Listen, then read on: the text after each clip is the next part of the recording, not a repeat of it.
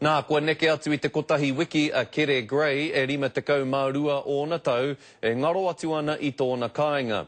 He ai ki ngā whakamārama I hi koi atu a Gray I tōna kāinga I te ata o te rātū I te rātū wiki. I naia nei kei te tino mā harahara tōna whānau me ngā prihimana orotorua ki tōna hauora.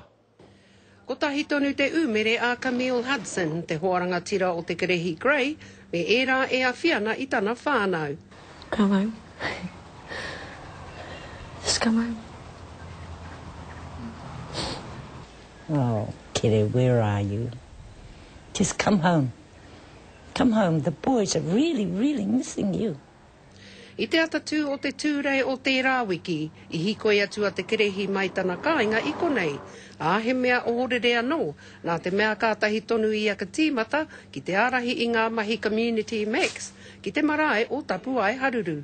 I te ro mau te tō tātou karanga mai me ko huri ko wahea. Tangi ana no te ngākau. Hei tā te ture anō, kei te noho matāra rātau mō tēnei ngaro ngātu o te kerehi. When he left home, he was wearing a high-vis vest and a pair of brown trousers. And since then, his whereabouts are unknown. Ko tā te ture e whakahauana I tēnei wātonu, ki te hunga I kite e mōhua noana rānei, kei he atu a Kere Gray. Arā, kia tere tonu, te whakapā mai kia rātau. He has no visible means of support. He has no EFTPOS card. It appears he's not withdrawn any money. And as far as we know, he had very little cash on him, and it's now been 10 days. Like I said, someone out there knows where he is. Please contact whānau, anyone, the police. Someone's got to know where he is.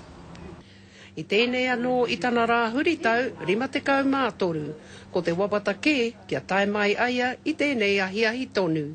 Ko Hinerangi Goodman, mō te karere.